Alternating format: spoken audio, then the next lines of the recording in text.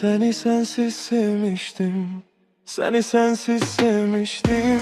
Hayalıma çevrilmiştim, sana olan gizli ilişki yıllar önce gizlemiştim.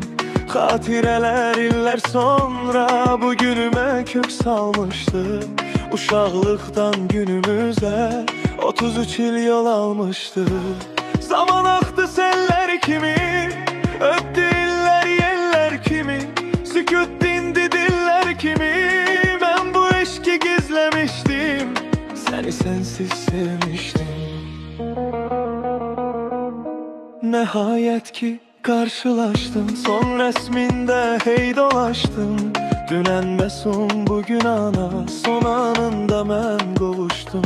Kövrək həzin xoş sesini, duydum senin nefesini.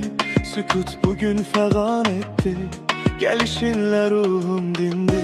Duydum kövrək nefesini, kalbim yine eşke düştü.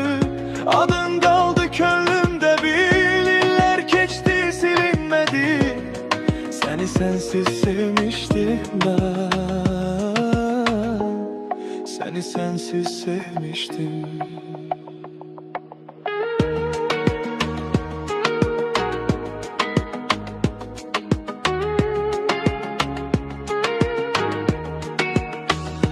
Sen de ayrı, ben de ayrı, taleliyle yaşlaşmışız. Beyni olan bu dünyada farklı hayat yaşamışız.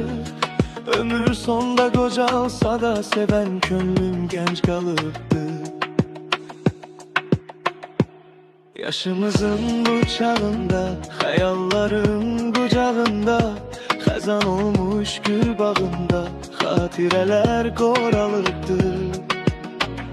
Xəzanıma yaz getirdin, gelişinle naz getirdin, gəm içimde saz getirdin. Seni sensiz sevmiştim ben. Ne payızlar geldi gitti, bu ömürden neler bitti.